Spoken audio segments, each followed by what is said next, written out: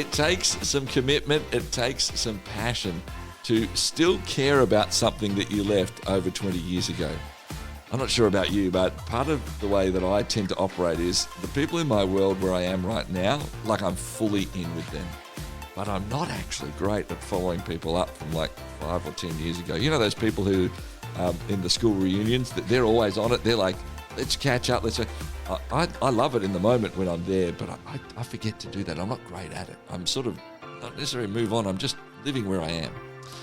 But the heart and the passion to commit to something and to care for people that you left 20 years ago is something else on an incredible level. And Edwin Keshish-Abnous has done that. He's done that because he had to flee Iran for the religious persecution he was facing for becoming a Christian. And he has, for the last 20 or so years, been broadcasting in the native language Farsi for Iranians messages of Jesus' love for them and their hope. And boy, the impact has been incredible. His story is remarkable. We're going to hear that. The work he's doing is incredible. We're going to hear that as we get stuck into this interview. Just before we do, please like, rate, review, share it with friends. We just love getting this podcast out to more and more people.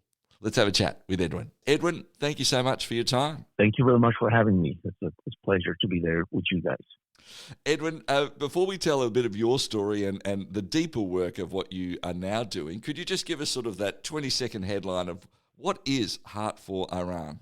Absolutely, yes. Heart4Iran is a Christian ministry that is focused on Farsi-speaking regions in Middle East, which is Iran primarily, Afghanistan and Tajikistan. And our main goal is to preach the gospel to these nations who are Muslims. And we have a media arm, which is a 24/7 satellite TV where people inside the country can receive our signals free of charge 24/7. And we have a call center.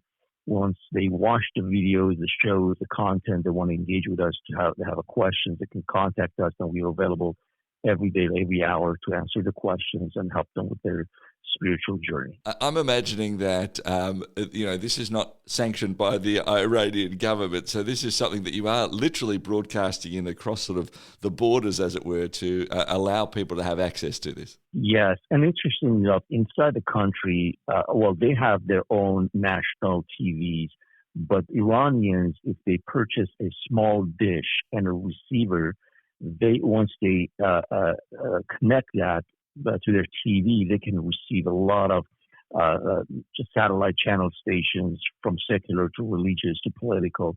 And we are on one of those satellites that they can receive us freely. The government doesn't like it, but we are in the country nonetheless. I want to spend a lot more time a bit later in our conversation talking about the work that you are doing through that and some of the programs and all of those sorts of things. So we will get back to that. Could we spend a bit of time on your story first, though? You grew up in Iran and also went and have experienced through the Iranian Revolution and all of the different wars and things for your family have gone through. Could you take us back to, I suppose, growing up, what it was like and going through some of those, big, they're world-changing and traumatic events? Yes. So I was born in 1974. This is during when we had a king.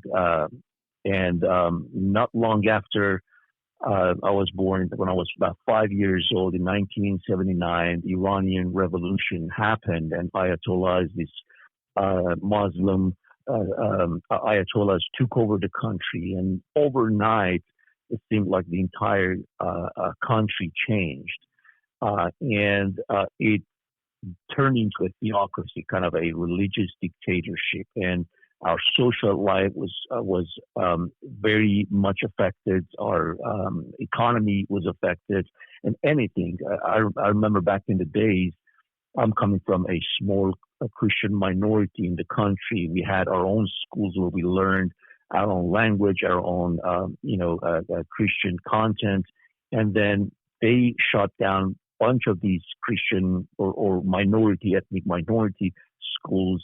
And the ones that remained open, they changed the curriculum. So they introduced Arabic, they introduced Islamic teachings into the country. So it was a very traumatizing time seeing all that chaos in the country. And again, not long after that, Iran engaging in a war with Iraq, a neighboring country, for 8 years. And I remember when I was a kid, the missiles go over our house and a lot of explosion here and there. I lost one of my friends actually in one of the bombing that happened in a bus when I was a kid, and that chaotic upbringing left such a deep, traumatic kind of a impression on me, and I grew up in that situation for many years. Until 1994, when I believed the gospel is the divine message from God, and I received Christ as my Savior, and that is when I converted truly to be a Christian, a born-again Christian, so to speak.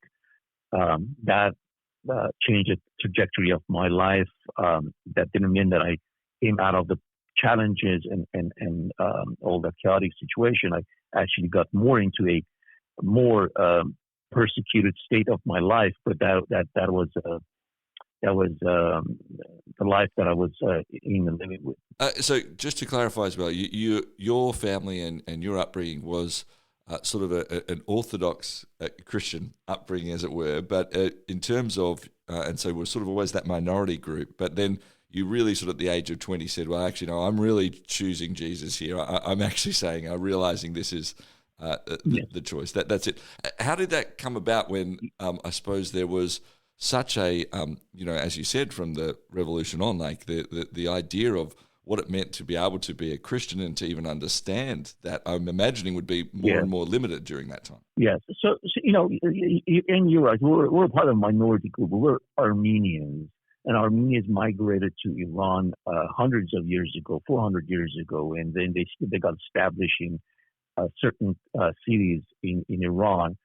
And in order for them to survive, they clung to their religion, like Christianity.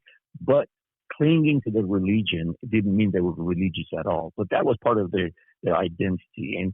And even though I was within that community, Armenian community, we as a family never owned the Bible. So I had no idea anything about the teachings of the Bible. I didn't know much about Jesus. I thought Jesus was Armenian. So that was shows how ignorant I was of my faith.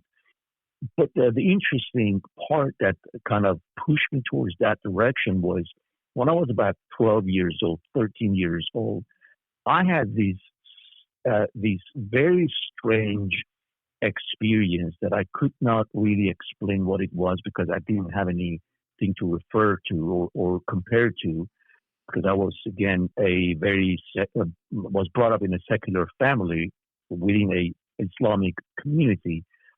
And that strange feeling was,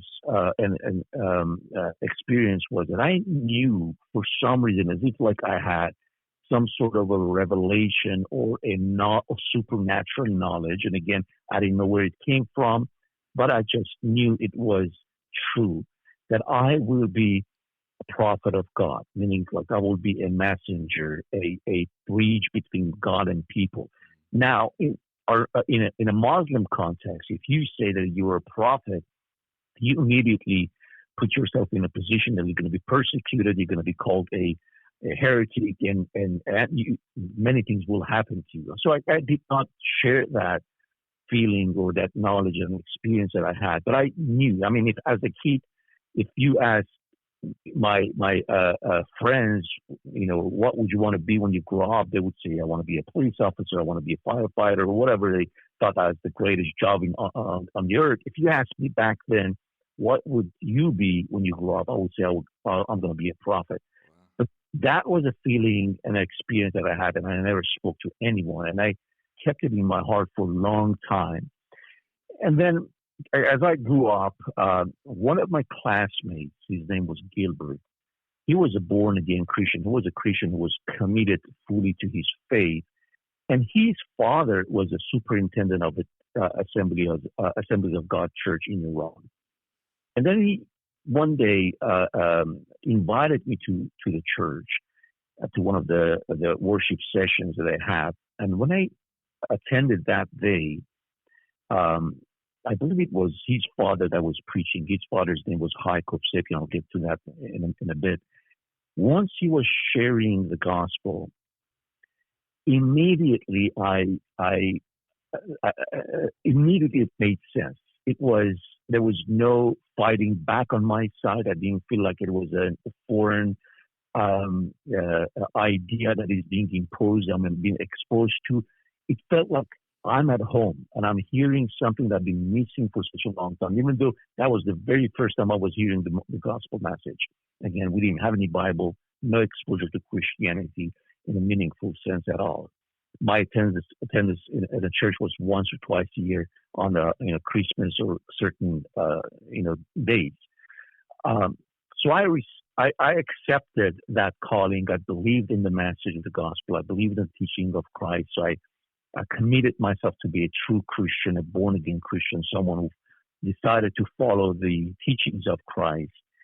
And that was the beginning of my journey, which it started fantastic. It was beautiful. I enjoyed it very much because it opened up a new world to me. It gave me an identity. It was superseded anything that I identified myself as. But that didn't take long, and I got into a community that felt more pressure and the persecution and many other horrible things that happened to that community. I know that part of your story also involves once that happened and you started getting involved, you started smuggling Bibles into the country to allow people to actually read about, Jesus and his word in that regards too. It did lead, though, as you said, to this sort of persecution that occurred, well, not to this, but the actual persecution that occurred. And ultimately you did have to actually flee your home country because of that. Yes. Is that correct? Yes. Yeah. So once I came to faith, I came to the church and committed myself. Months after that classmate of mine, whose father was the superintendent of the church and the senior pastor of that particular church I was attending to, he was kidnapped by the government and got murdered.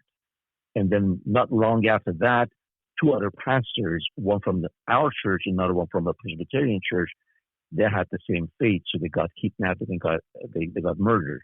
So immediately right after having this wonderful experience of joining a community that was like-minded, I found myself in a situation where I was fighting for my life, fighting for my faith, and trying to kind of survive within that. But again, the passion, it just grew in me. In the midst of all that persecution and the challenges and pressure that we had from the government, I got connected to some friends who smuggled Bible from different countries, and I was the one in contact with them. I was holding the Bibles. I was distributing those Bibles among the churches and the believers, and then the government found out about that activity. And I decided to leave right away because the more I stayed there, the challenges would be, and the danger would be even greater. I could lose my life over that, because the history showed us how they treated those who've been really active in their community. So I had to leave the country right away. So that meant that I know you spent a brief time in Europe and ultimately found yourself in the US as well. But sort of immediately you started working, especially in the Farsi language, creating different programming and things like this. And where did the idea to get into more programs, whether it be sort of various media programs, had that been part of your background until then? Yes. I mean, the Christianity was my new identity. So everything was defined by that faith. So naturally, when I moved to, the whole idea of moving to Europe and then the United States, that was in and itself, it was a supernatural thing that happened. But once I got to the United States, I naturally thought, okay, I'm a believer. I was forced to leave the country.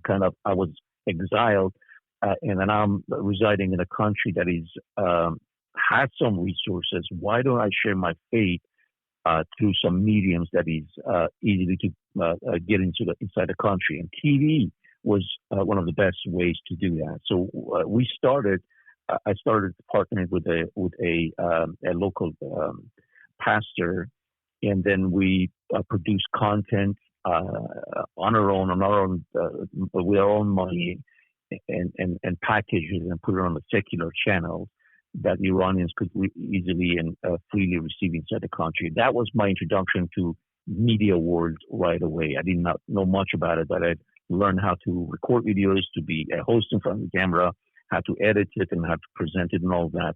And that was my journey into media world. I would imagine, in the midst of the upheaval of all that, what that is, having to flee all these aspects.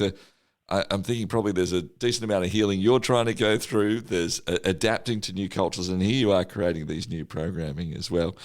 What was the take-up for people, and how did you get these programs and these to the right people that you wanted them to hear? Well, yes, I mean, the programs, so we had a multi-pronged approach. So we knew that the Iranians inside the country have the tools to receive these signals.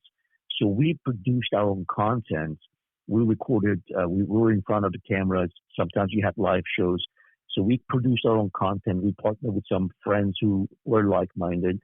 And then we had to raise some money from here and there, again, from people that we knew, to buy airtime on these secular channels and air them. And then the other thing that I did, which was necessary to do it in parallel to TV, was to start some sort of a virtual community where Iranians inside the country could connect and be mentored, to be discipled, to learn more about their faith if they had the questions to ask. So we created this very first Iranian virtual church kind of a place. And then we gathered about 3,000 members where they registered and attended on a regular basis. So based on the feedback that we were getting, the calls we were getting, and the connections that they were making throughout the week with this virtual church, we knew that the appetite is there. People are hungry and excited to hear about this news, which is the gospel. We're going to be back in a couple of minutes' time with the Executive Director of Heart4Iran, Edwin Keshish-Abnous. We're having a chat to him about the remarkable work that is occurring, and we're going to hear some of the fruits of that labour, some of the remarkable amounts of house churches that have popped up, those who are connecting in with a Christian faith in Iran. That's on the way next here on Towards Understanding. Share your brand, your event, your message across 90 Christian radio stations and major cities in Australia and New Zealand by sponsoring Towards Understanding, hosted by Clayton. More than 210,000 people tune into Towards Understanding each week, and with just one sponsorship, you'll reach this immense engaged audience. Find out more about this exciting and unique opportunity now on the sponsorship page at positivemedia.com.au.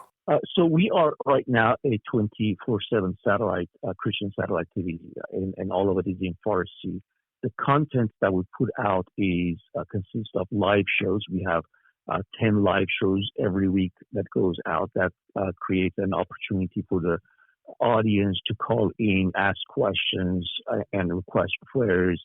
And that clear communication line online, on TV, it's gold to be able to connect with them. And then we also have many shows that caters to those who are curious about Christianity, those that just come to faith, or they are in their faith but they want to grow more, or those who want to be a leader in their own community and be a pastor in a house church network. So we try to provide content that resonates with all those people from different parts of their journey of faith. And we work with a lot of partners. Over 100 partners work with us. They provide content for us. So we provide a free platform for all of them to put their content on the satellite channel. Yeah. And we also, one of the important part of this ministry that I think it is necessary to go hand in hand with the production is to be able to be ready and receive calls and contacts from people inside the country, and people calling us. People are calling us. They're asking questions about the Bible. They're having doubts about their Islamic faith. So they're asking what is next. I just cannot follow my faith of my ancestors anymore. What is the alternative a lot of people are traumatized because of the challenges, the war, the revolution, and economic pressure that are going through. They call in and ask for counseling. So we have these phone agents that are available to answer their calls, both on the telephones and the social media. So it's turned out to be a fantastic, very rewarding opportunity in a ministry to be involved with. I've got so many sort of questions just around even the broadcast of going into it. Is it dangerous for those in the country to do that? Is there a way like the government can track what they're doing if they're receiving the signal or phoning out to your numbers, things like that? How dangerous is it for people to even contact, or is that actually quite safe? It is dangerous. Christianity, if you are converting from Islam to Christianity, is a crime. And they will find you, especially if you're active in your faith and you evangelize and share your faith with someone else. They will definitely don't like it. And if they find you, they're going to put you in jail. And that is a challenge that the Iranians know. But even though they understand the challenges and the persecution that will follow after changing your religion, a lot of them are coming to Christ. And I'll give you a very interesting stat. When you look at the government stat, when they talk about what Iranians believe, the official government stat is that 98% of Iranians are Shia and Muslim. But back in 2020, an independent survey group, they did a survey, and they come up with they found out an amazing result. In this survey, they found out that of these Iranian population inside the country, only 32% of them they identify themselves to be a Shia Muslim. That is a huge, dramatic drop from 98% to 32%. So that shows how disillusioned Iranians are, how dissatisfied they are with their Islamic faith, and they're open for an alternative faith that will answer their questions and bring them peace. And once they are they encounter the gospel, they receive the gospel of Christ, the message of Christian faith, they know this is what they need. They are ready to go through all these challenges. And we have had many cases. As a matter of fact, one of our callers on the call, we have a recording of it, as he was talking to us on the phone, these Iranian agents, they get into their house, they raid his house, they start beating that guy up, and they pick up the telephone and they say, these are all your faults because you preach the gospel, you talk about the Christianity, and people convert from their faith, the Islamic faith, to Christianity. Now this guy is on the ground, he's bleeding, and it's all on you. But the guy keeps believing, and as a matter of fact, after that, even after that, when they let him go, he evangelized, and a lot of his family members came to faith. So persecution is there, opposition is there, but despite all these challenges, they choose to follow this newfound faith because it answers a lot of their deep spiritual questions that they could not find in their previous faith. Is there any way to know how many people are actually engaging with the media that you're putting out, or because it's a TV channel beaming in there, you can't actually know? Yeah, it is very difficult to put a number to how many people have come to faith. I mean, we in our ministry, we have a lot of contacts. We've had about 670,000 contacts over these past 20 years. And a lot of people have come to faith. But again, since this is a restricted country, and we're not the only one preaching the gospel and involved in this type of a ministry, there are at least 3 or 4 different Christian channels and many other organizations put together their effort. The result is amazing. But one concrete way of doing it, at least give us an idea, is again the survey I mentioned that was done in 2020. Back in the before revolution, the stat shows that they were only 500 Muslim background Christians in Iran. Based on the survey that was done about 6 years ago, now it shows 1.5% of Iranians, they identify themselves as Christians. So that is something upward of 1 million people. And that is significant. when you put and consider the fact that the Iran is a restricted nation and Christianity is not welcome. So the numbers may be greater than this, but there is no way to have a concrete number because of the lack of information. Of course, exactly. That's part of it. What I love is, and as we heard the first part of your story, is you talked about this, even before you had come to an understanding of this relationship with Jesus, this faith in Jesus, that you felt like you were called to be a prophet, somebody to sort of connect what God is trying to say to your people. And here you are doing that in a way maybe when you're sort of growing up that you would have thought through. And this is exactly what is happening. It is truly remarkable. It's also led to a lot of, I know, communities actually starting up, or house churches we might call them, through that work. And now I've got a number here of like over 300 house churches you believe have been a part of that. Is that right? I don't have any particular concrete number talking about the house churches. There are many house churches. And then house churches is very different. It because it's of families getting together. It could be friends. There is no way of knowing how many house churches there are in the country. I know many ministries that have their own networks of churches. But for the security reasons, the numbers are kept very secret. And a lot of these house churches operate in isolation. So they make sure that they don't connect with other groups if they're not vetted or they're not really familiar with. I want to also talk and ask you around something that I've done, this radio program for, I don't know, it's 16, 17 years. I've had lots of conversations. I've had numbers of conversations with people who have come from Iran. And one of the things that seems to be the case is that people experiencing visions of Jesus or dreams of him in the middle of the night, and that's what has led them to start conversations or seeking out the media that you are producing, or whatever it might be, seems to be inordinately high for those who are in Iran. Is that something that you also notice, or is that just sort of my small understanding of those I've interviewed? It seems like that's quite high. That's exactly what's happening inside the country. And when you compare it to other way of coming to faith or believing in the message of the gospel, Iranians usually see visions and dreams. And actually, as a matter of fact, I'm doing the research right now on that, trying to figure out why is it like that. And part of it seems like it's because of the tradition. Part of it is because of the spiritual tradition of the mysticism. It has a very, very respected place and a popular place among Iranians. And the poetic language is very mystic in nature.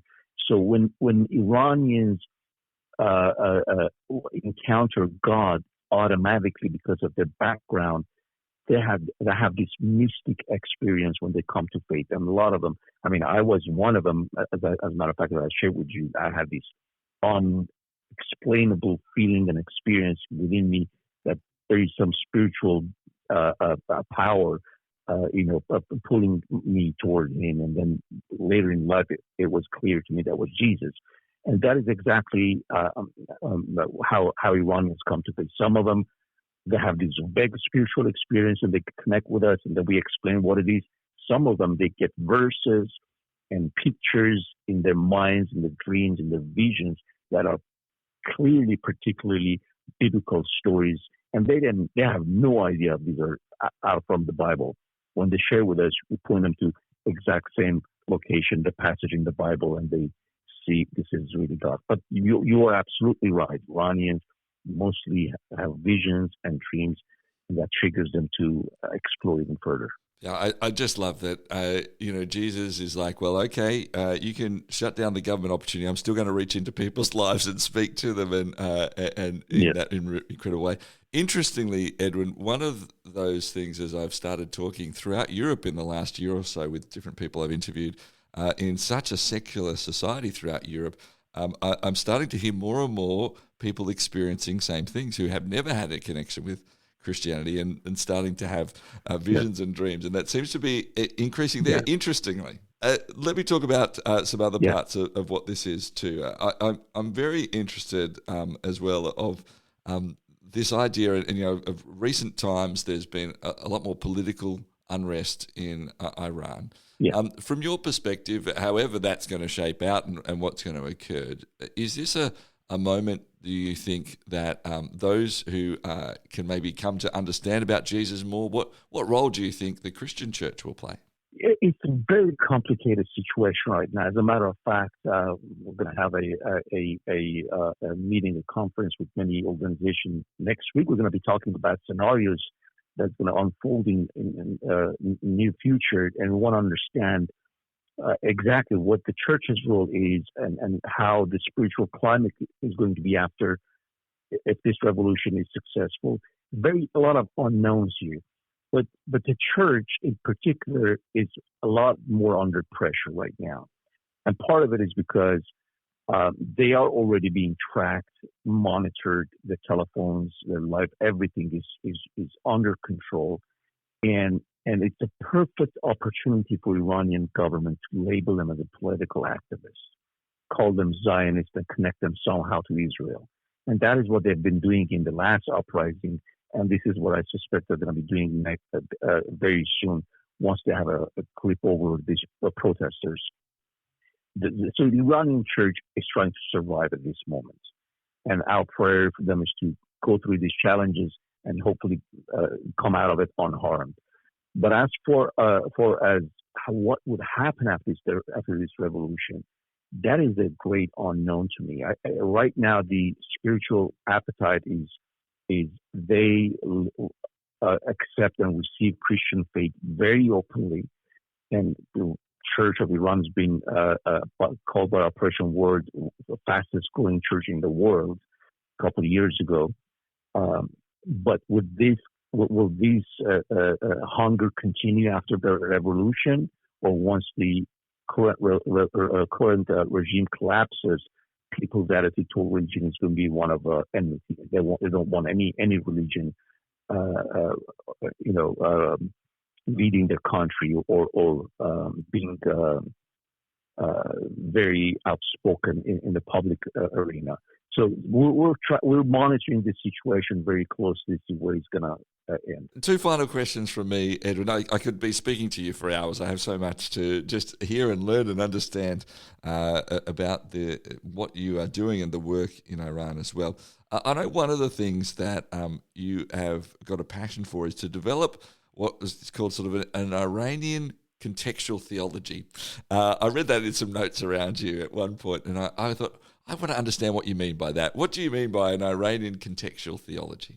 Yes. So when it comes to Iranians, given the fact that they have totally different history, they are grown up in a way that their question is very different from us in the West. A very simple example: Iranians' culture is shaped by their honor and shame perspective. We in the West are innocent and guilt-oriented, so everything we look at it is that way. But the Iranians are very honor and shame-based community. And from that, their questions, their inquiry is informed. And when it comes to, and also the background in the poetry and in the mysticism and all that, they have shaped a totally different identity. So when they come to the Bible, their sets of questions is very different from the question of a Westerner in the Western world that they have totally different upbringing. So they come to the Bible with totally different sets of questions. And, I've been out of the country. I've spent most of my life outside of Iran. And I've done a test a couple of years ago, an interesting test. And I found that my cultural perspective has shifted and moved from honor and shame to way much closer to innocent guilt. I'm still not totally Western when it comes to my culture, but I'm not Iranian in the sense of the culture anymore. So when I've been teaching and sharing the gospel with Iranians, at some point I thought, when I met them in person and asked them, do you understand this? Do you get this information, this teaching that I'm giving you? And after talking to them, I figured out I'm talking a different language. I'm answering questions they're not asking. So when it comes to the contextual, I don't mean by watering down the gospel, but because I know it's a controversial topic when it comes to theology, my worry is Do we understand their questions? Do we know what they're really worried about? Do we know what needs they have, and how do they come? What kind of baggages do they bring to the reading of the Bible? Once we understand that, it's easier to be able to communicate the teachings of the Bible to them. So when we talk about the contextual theology, I just want to make sure that the gospel message, the biblical teaching, is set in a context that is easily understandable to that audience. Let's just finally finish up with, here in Australia and New Zealand, and there's a lot of people who are listening who have a Christian faith. We acknowledge also there's people who are listening who maybe don't have a Christian faith but understand this is going out on Christian radio. What can we do? What's your challenge for us as we maybe think about what is happening for people in Iran, as we maybe pray? Maybe there's an action we should be doing. What is your, I suppose, challenge and encouragement for us as we listen to what you are doing, the work you're doing? Sure. There's a couple of angles here. First, I want the Westerners to know that Iranians are not anti-Western. The government shows it or paints it as such, but Iranian people, they love Western culture. They know all the trends. They even have built-in English expression into their daily conversation. That's how much they're in love with the Western world. And when you speak to them, I mean, you definitely, if you look at some YouTube videos, you'll see a Westerner goes to Iran. People surround him. They love him. They receive him. They treat him well. And that that type of culture is very dominant in Iran. So Iranian is not anti-Western. I want your audience to know that they don't think that Iran's a radical Muslim. That is not the case, especially these past 3 decades. The religious attitude has changed so much. But what can audience do, a Westerner can do, is to pray for them. If you are a Christian, pray for them. If you are not a Christian and you see Iranians are going through these challenges, lobby for them and let the Western government knows that their human rights are being violated and they need help. We need international intervention here to help them be free. And then again, if you are a Christian, if you believe in a cause, I know many of people want to get into Iran and do some missionary work, humanitarian work. It is not possible, but there are many other organizations out there that have set up a system that can easily have access to the Iranian audience and help them in any way they can. Support them and stand with them, pray for them, and be a strong voice for religious freedom inside the country. Edwin, it's been an absolute privilege to have a chat to you. Thank you for the incredible work that you are doing. Thank you for taking the time to chat to us as well. We pray for you. We wish you all the best. Thank you very much for having me. Edwin, I appreciate it. Thank you very much for having me. Edwin Abnous has been my guest. He is the Executive Director of Heart4Iran. This is Towards Understanding.